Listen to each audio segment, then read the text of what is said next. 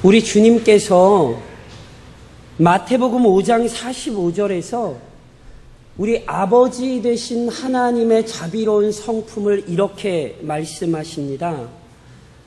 이같이 한즉 하늘에 계신 너희 아버지의 아들이 되리니 이는 하나님이 그 해를 악인과 선인에게 비추시며 비를 의로운 자와 불의한 자에게 내려 주심이라. 하나님이 모든 사람에게, 모든 만물에게 은혜를 주십니다. 사도 바울 역시 이 사실을 사도행전 17장에서 이렇게 가르칩니다.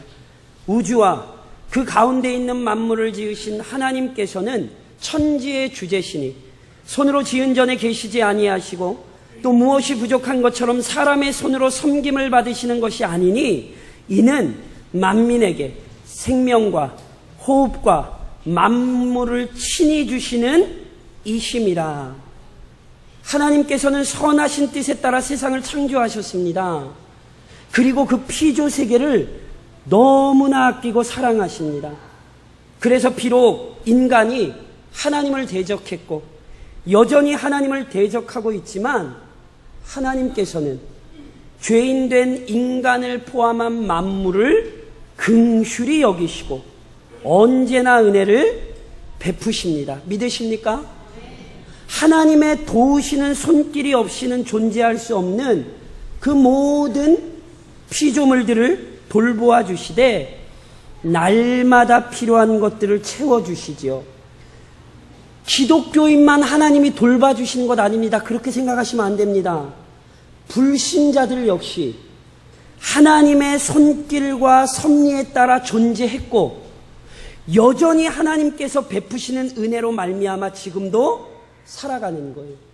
그렇기에 하나님이 만물을 돌보아 주시기에 하나님의 손길과 은혜를 기억하며 날마다 하나님을 찬양해야 마땅합니다.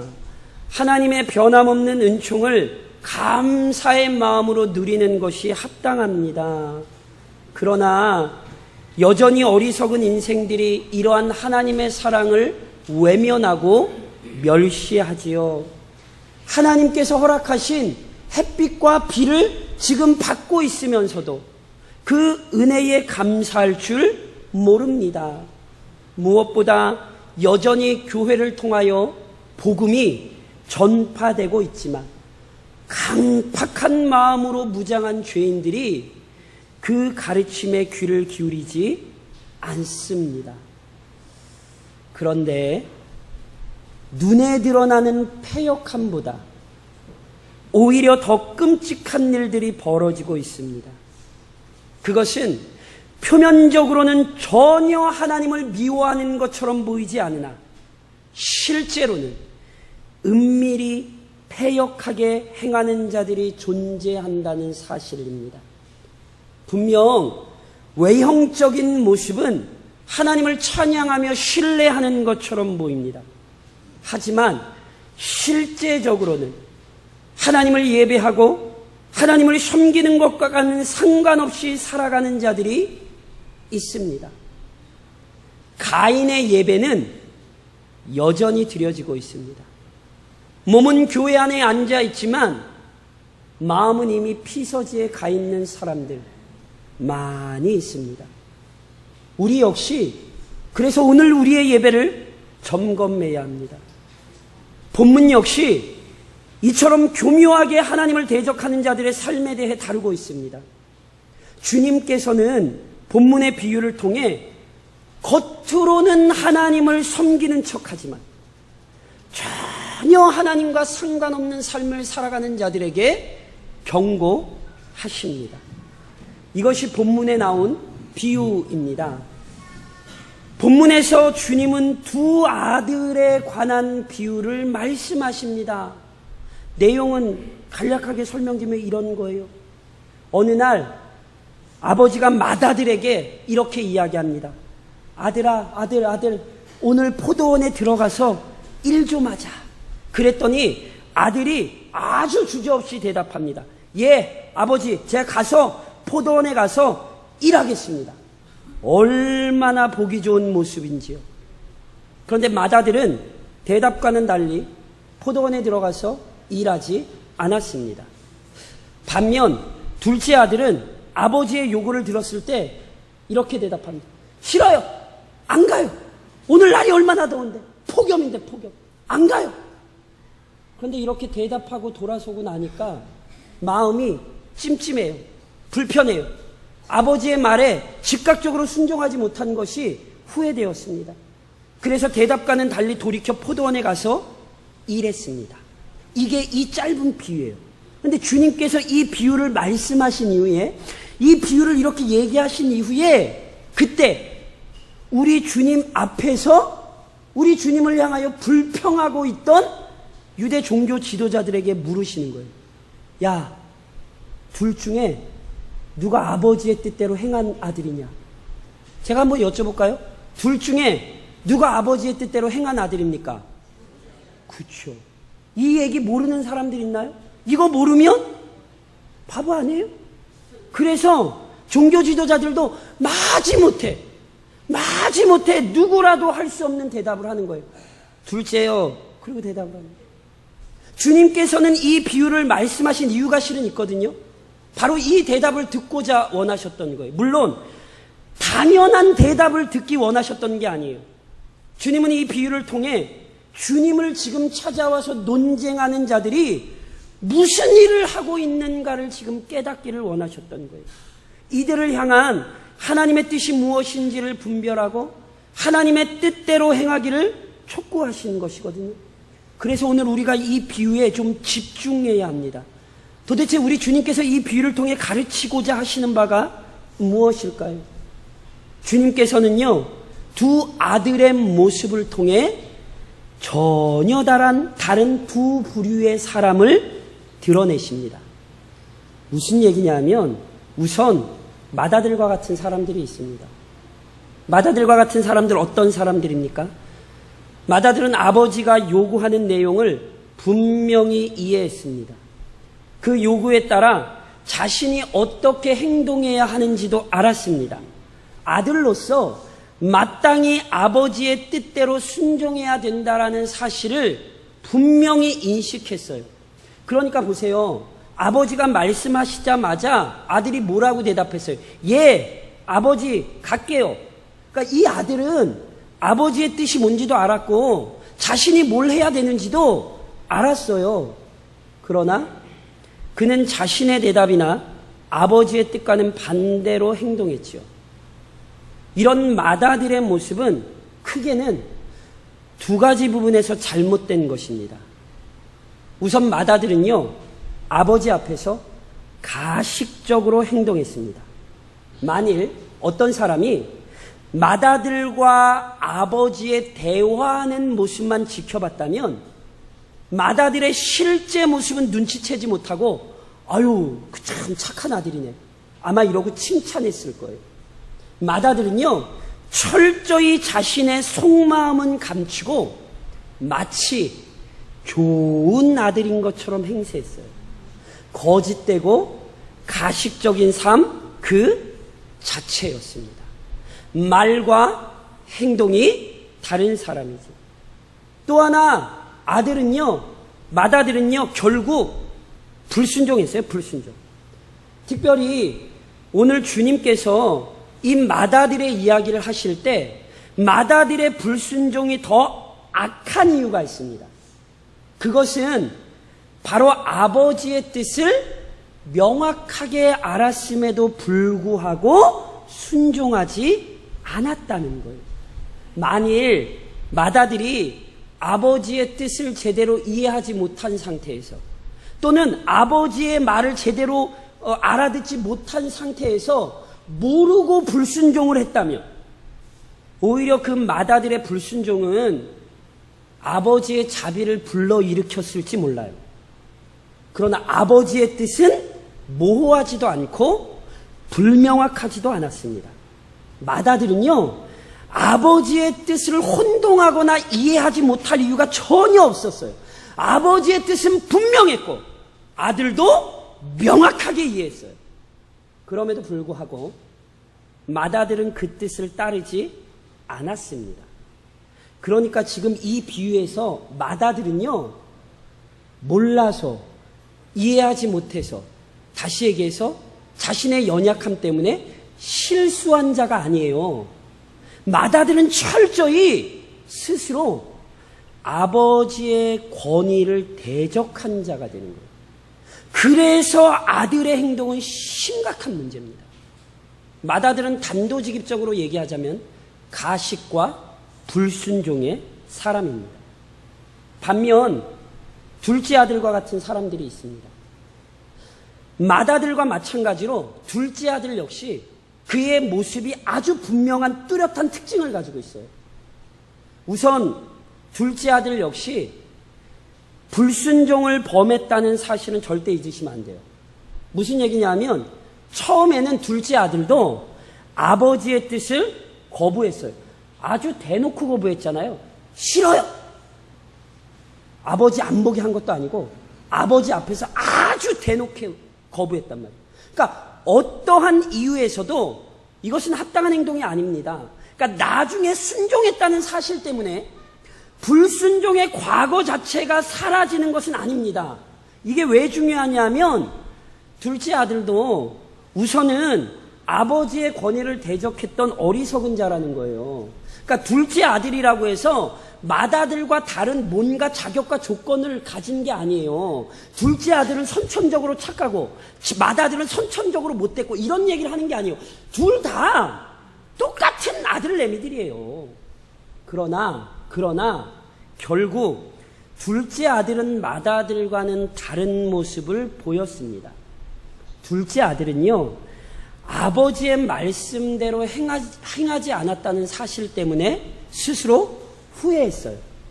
자신이 크게 잘못했다는 사실을 깨달았습니다. 자신의 행동이 결코 합당하지 못했다는 사실을 통감한 거죠. 더욱 주목해야 할 것은 둘째 아들은 잘못을 시인하는 정도로 끝내지 않았다는 것입니다. 그러니까 단순히 양심의 가책만 받은 게 아니에요. 아이고 내가 잘못했구나. 그걸로 끝난 게 아니에요. 둘째 아들은 이전의 잘못된 행실에서 돌이켜 아버지의 뜻대로 행동했습니다. 처음에는 싫어요, 안 갈래요 그랬는데 생각해보니 잘못한 걸 깨닫고는 아유 내가 이러면 안 되지. 그리고 포도원에 가서 일을 한 거란 말이에요. 그래서 결국 처음에는 불순종했다 할지라도 마지막에는 순종하는 모습으로 끝난 것이 둘째 아들입니다. 이것이 결과적으로 맏아들과 둘째 아들의 전혀 다른 모습인 거예요. 맏아들은 불순종했고 둘째 아들은 순종했습니다. 그리고 주님께서는 이러한 두 아들의 모습을 통해 언제나 존재하는 두 부류의 사람들을 확인시켜 주신 것입니다. 맏아들이 아버지의 뜻에 불순종했듯이 하나님의 뜻에 불순종하는 사람들이 있습니다. 무엇보다 본문에서 주님께서 집요하게 파헤치시는 요점은 하나님의 뜻을 알면서도 순종하지 않는다는 사실입니다. 그러니까 겉으로는 순종하는 척하면서 외형적으로는 하나님을 신뢰하는 것처럼 행동하면서 결국 하나님의 뜻을 따라 살지 않는 패역함을 지적하시는 거예요. 그래서 우리 주님은 실은 이 비유 속에 이들의 가식과 불순종이 결코 숨겨질 수 없다는 사실을 말씀하시는 거거든요. 지금도 하나님께 가식적인 행동을 취하고 결국은 불순종하는 자들 사람을 속일 수 있을지는 몰라요. 그러나 하나님은 절대 못 속입니다. 우리 주님 그 얘기를 지금 하시는 거예요. 반면 둘째 아들이 자신의 어리석음을 후회하고 돌이켜 아버지의 뜻에 순종했듯이 자신의 죄를 깨닫고 하나님의 말씀대로 순종하여 온전한 삶으로 돌이키는 자들이 있습니다. 물론 이렇게 돌이킨 자들도 한때는 하나님을 대적하고 한때는 하나님께 불순종했습니다. 하나님의 마음을 기쁘시게 했던 자들이 아니라 하나님의 마음을 슬프시게 했던 자들이에요. 즉 본성이나 행동에 있어서 맏아들과 같은 가식과 불순종의 사람들과 실은 다르지 않아요. 그러나 아버지의 뜻을 깨닫자 돌이킨 것이죠. 더 이상 아버지의 마음을 아프게 하는 자들이 아니라 하나님을 기쁘시게 하는 자들로 변화된 것입니다. 이것이 성경이 이야기하는 두 부류의 인생입니다. 순종이냐 불순종이냐, 들은 대로 행하느냐 알고도 행치 않느냐, 이렇게 두 부류의 사람으로 나눠진다는 거예요. 특별히 순종과 불순종은요, 우리 주님에 대한 태도에서 더욱 확실히 그 실체가 드러납니다. 아까 이미 말씀드렸듯이 본문에서 주님이 이 비유를 말씀하신 이유가 있다니까요. 한 일군의 사람들이 그때 우리 주님과 와서 논쟁을 했어요. 왜 논쟁을 했는가? 그 당시 상황을 설명드리면 이렇습니다. 우리 주님께서요, 성전에 들어가서 막 이렇게 백성들을 가르치셨거든요. 그런데 그 모습을 봤던 대제사장들과 백성의 장로들이 아주 심히 못마땅하게 생각했어요. 그래서 그걸 보고 있다가는 참지 못하고 우리 주님께 와서 따지는 거예요. 당신 도대체 무슨 권위로 지금 이렇게 가르치고 있냐고. 우리가 당신 알거든. 당신 요새 목수 아니냐? 랍비도 아니고 어떤 공적인 권위를 가진 사람도 아니고 못이나 받고 대패질이나 하던 놈이 왜 여기 와서 사람들 가르쳐? 지금 이러고 따지는 거예요. 그때 우리 주님이 흥분하지 않으시고 그 사람들에게 다시 이렇게 물으세요. 야, 그러면 내가 니네한테 질문 하나 할 테니까 답변해봐. 그러면 니네가 그렇게 답변하면 나도 너희 질문에 답변할게. 그러면서 오히려 예수님이 질문을 하나 던지세요. 요한의 세례가 하늘로부터 왔느냐? 사람으로부터 왔느냐?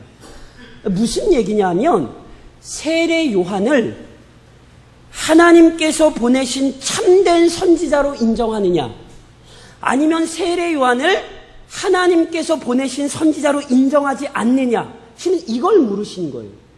이 질문이요, 당시 유대 지도자들에게는요, 손쉽게 대답할 수 없다는 사실을 알아셔야 합니다. 왜냐하면 당시 유대 백성들은요, 세례 요한을 하나님의 선지자로 확신했거든요. 그래서 오죽하면 바리새인과 서기관들 중에도 세례 요한이 요단강에서 세례를 베풀 때에 그 세례를 받으러 나간 자들이 있단 말이에요. 그러므로 보세요. 당시 사람들은 지금 세례 요한을 하나님의 사람으로 인정하는데, 야, 세례 요한 하나님의 사람 아니야, 이렇게 말해버리면 본인들 사이에서도 이견으로 인해 충돌이 발생하고, 분명히 요한을 하나님의 사람으로 인정하는 백성들의 반발을 일으킬 게 분명하거든요. 그러니까 이게 자신들의 지위가 흔들릴 수 있는 부분이에요. 그러니까 요한의 권위를, 야, 요한 하나님이 안 보내셨어, 이러고 얘기를 못하는 거예요. 반면 동시에 요한의 권위를 인정하는 건 역시 난감해요. 왜냐하면 요한은 하나님께서 이 땅에 보내신 사람일 뿐이 아니라 그의 메시지가 아주 분명했거든요. 요한복음 1장에 보면 세례 요한의 메시지가 이렇게 기록이 돼요.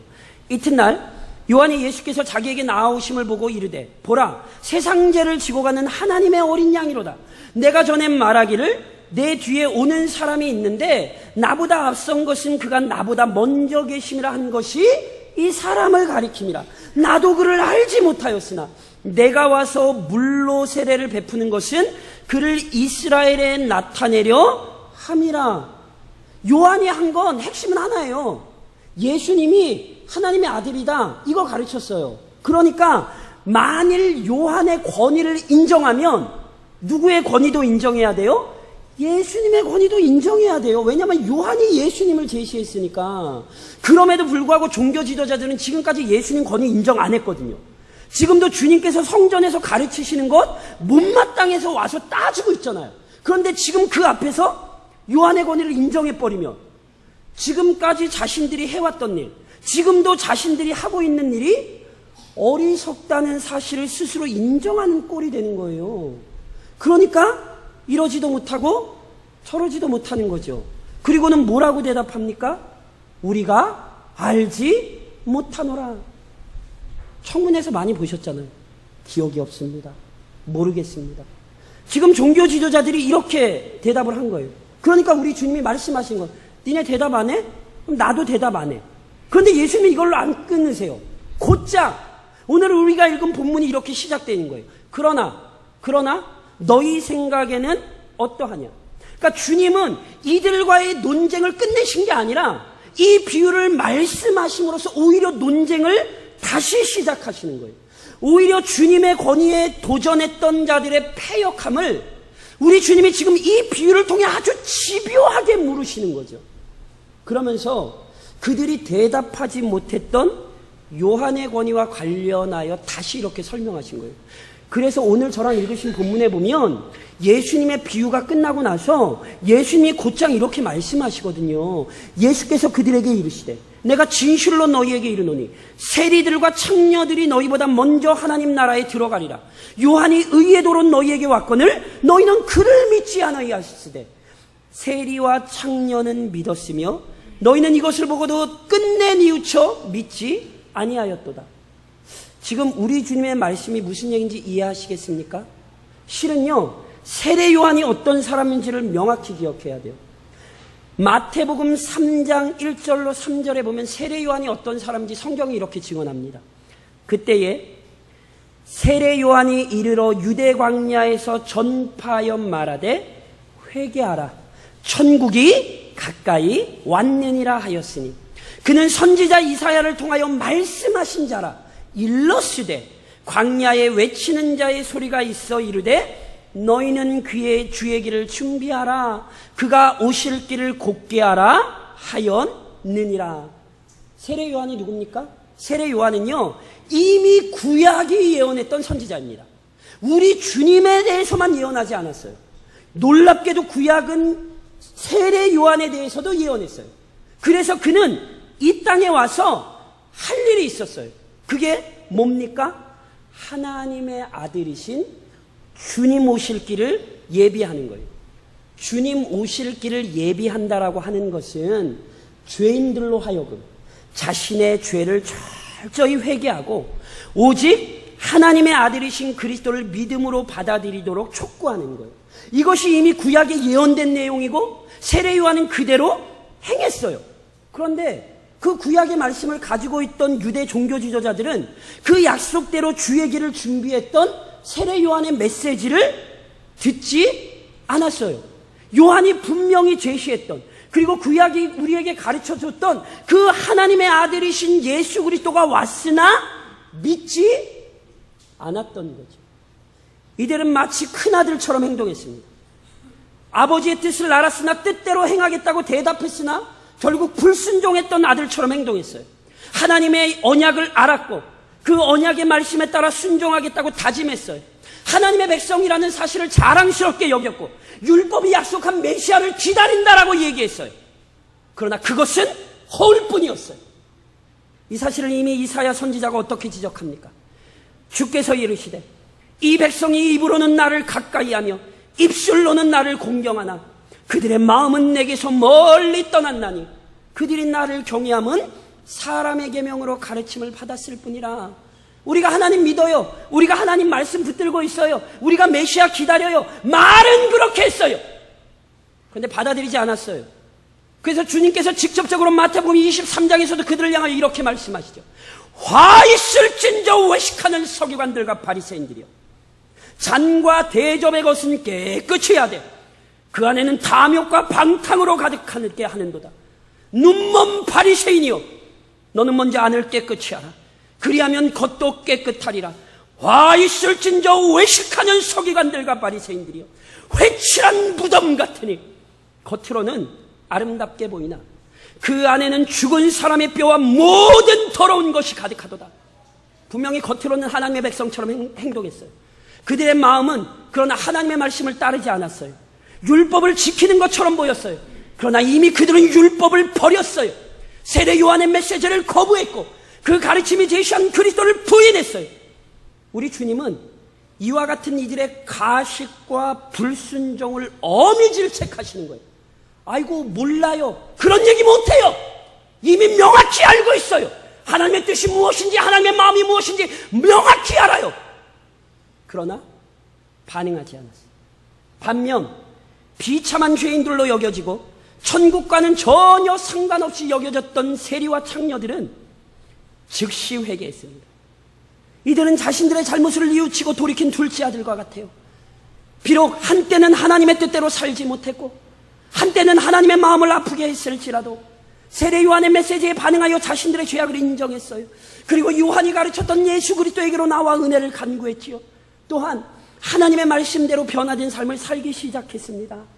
성경에 보면요, 창녀의 대표적인 인물이 한 사람이 있습니다. 누가복음 7장 37절로 38절에 이런 기록이 있습니다.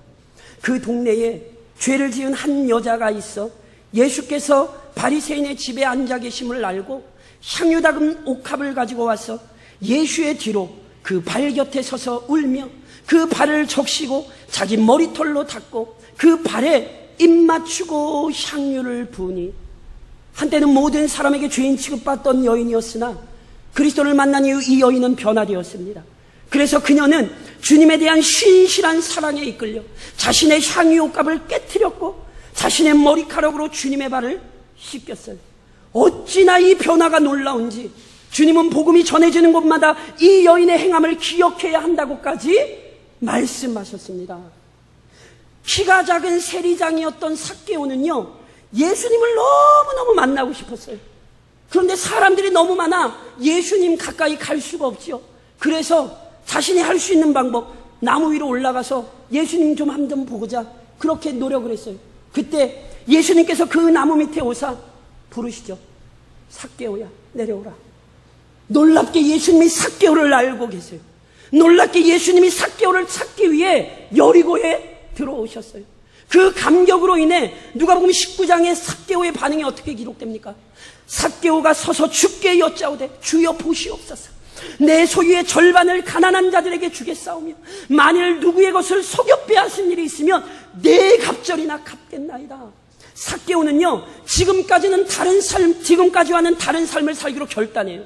이제는 하나님께서 기뻐하시는 일에 열심을 내겠다고 다짐하고 헌신해요. 한때는 하나님의 마음을 아프게 했을지 모르지만 이제는 하나님의 마음을 알았으니 그 뜻대로 살겠다고 열심을 내는 거예요.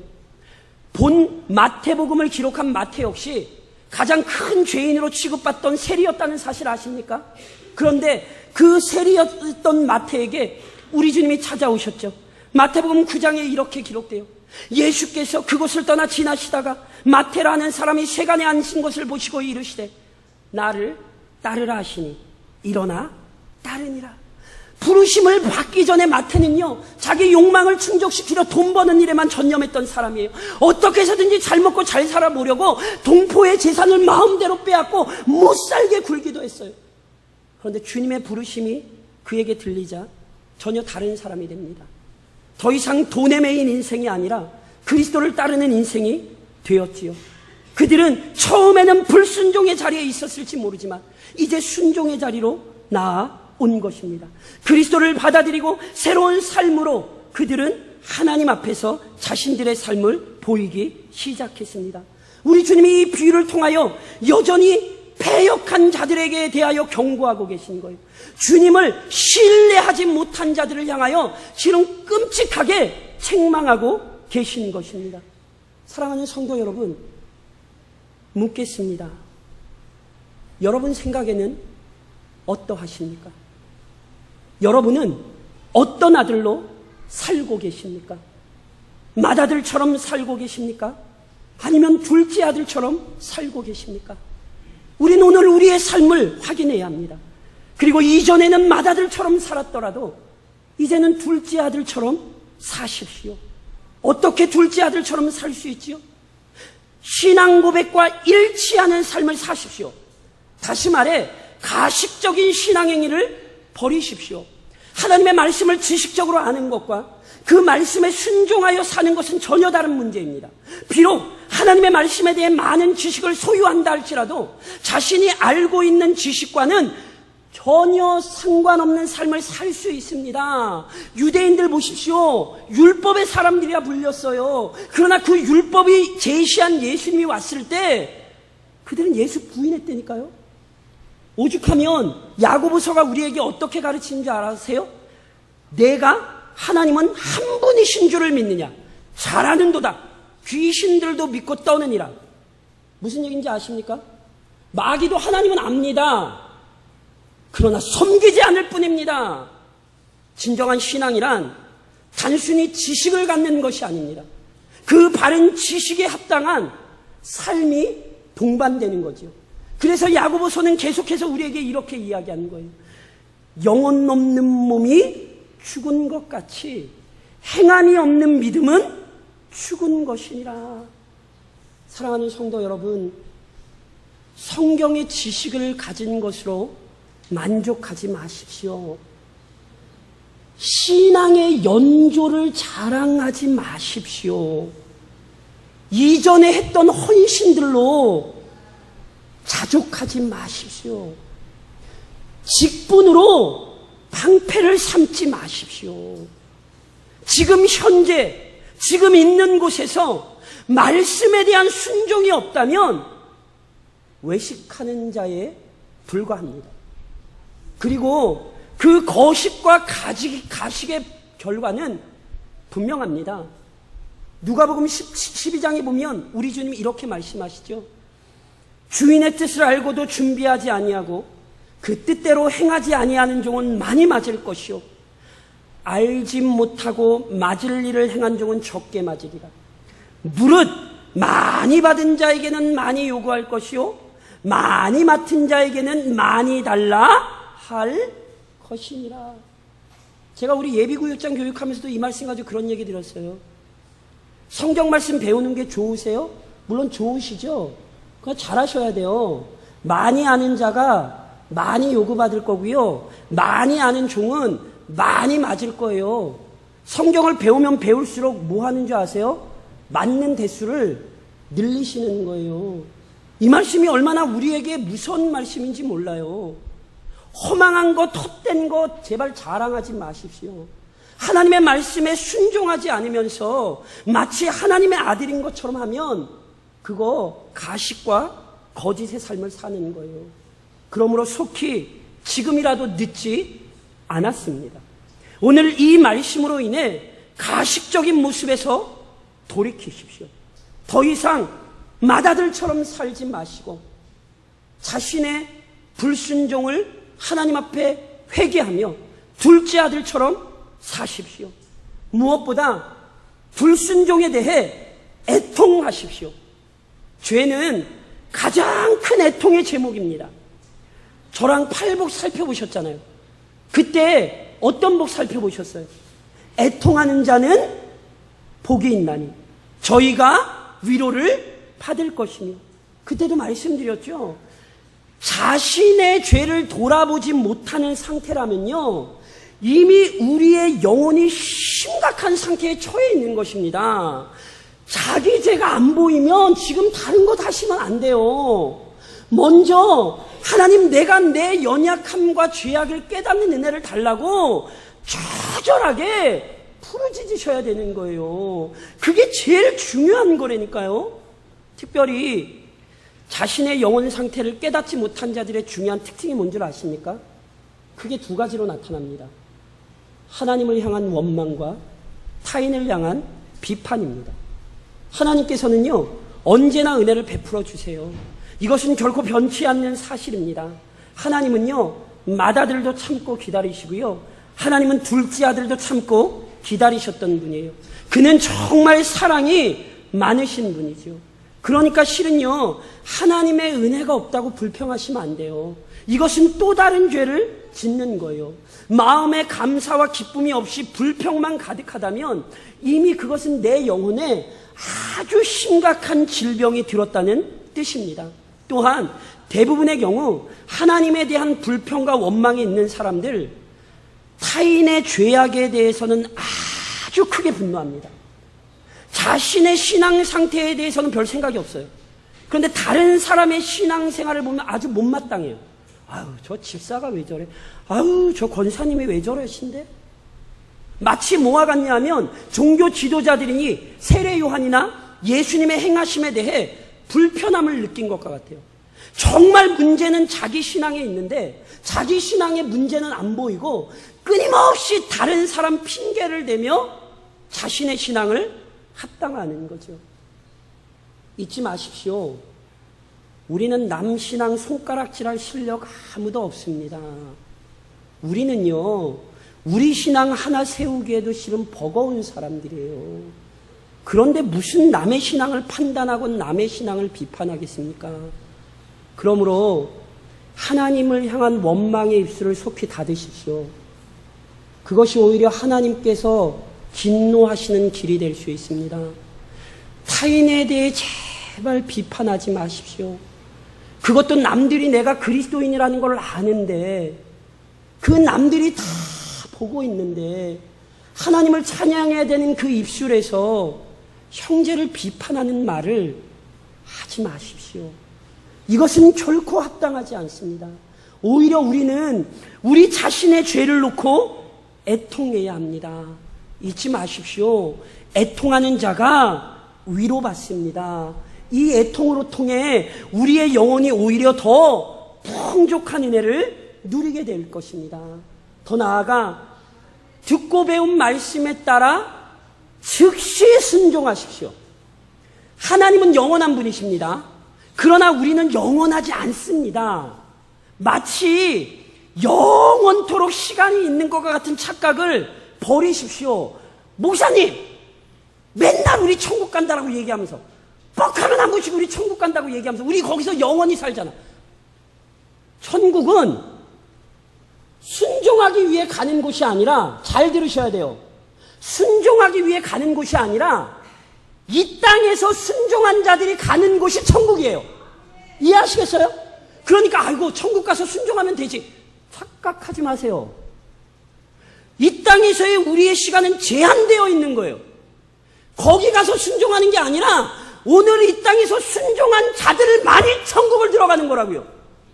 오히려 즉각적으로 순종하지 않는 자들에 대해 성경이 어떻게 경고하는 줄 아십니까?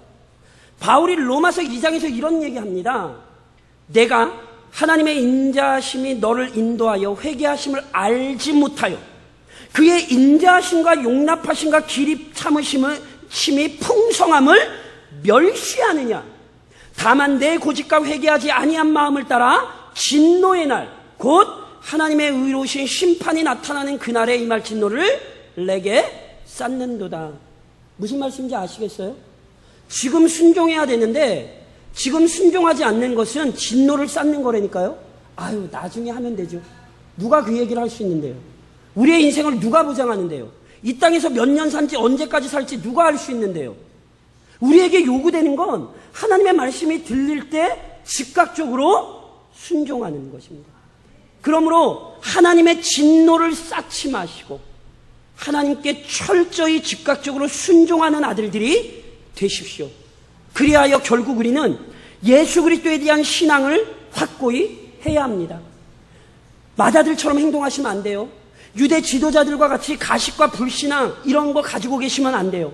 하나님의 말씀을 아는 자가 아니라 그 말씀에 철저히 즉각적으로 순종하셔야 돼요. 근데 이것은 어디에서 가장 명확하게 나타나냐면 예수 그리스도에 대한 믿음에서 가장 명확하게 나타납니다. 요한복음 6장 29절에서 우리 주님이 이런 말씀하세요. 예수께서 대답하여 이르시되 하나님께서 보내신 이를 믿는 것이 하나님의 일이니라. 제가 여쭤볼게요. 하나님이 기뻐하시는 일 하고 싶으세요?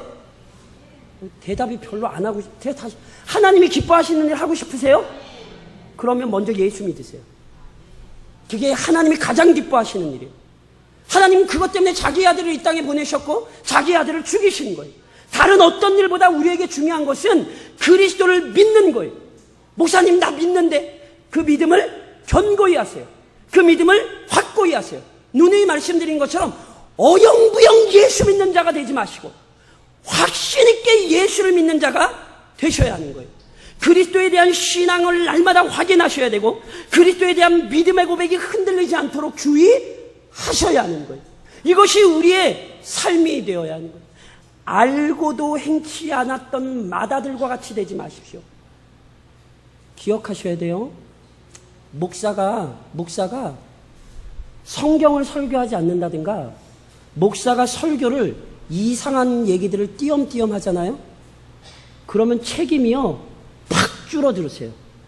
근데 하필 죄송합니다. 재수 없으시게도 대한예수교 장로회 합동 측 아주 정통 보수 신앙을 가지고 있는 목사라 제 메시지가 너무 분명해요. 도대체 혼동을 하려고 해도 혼동할 수가 없어요. 때로 교리적인 설명들이 약간 어려울 수 있지만 그러나 제 메시지는 분명하거든요. 뭔지 아세요? 지금 순종하지 않으시면 하나님의 진노를 쌓고 계시는 거예요. 가식과 불신앙 버리셔야 돼요. 지금 하나님이 시간 주셨을 때 버리셔야 되는 거예요. 자신의 잘못을 깨달았을 때 철저히 아버지의 뜻에 순종한 둘째 아들이 되시기를 우리 주님의 이름으로 권면드립니다.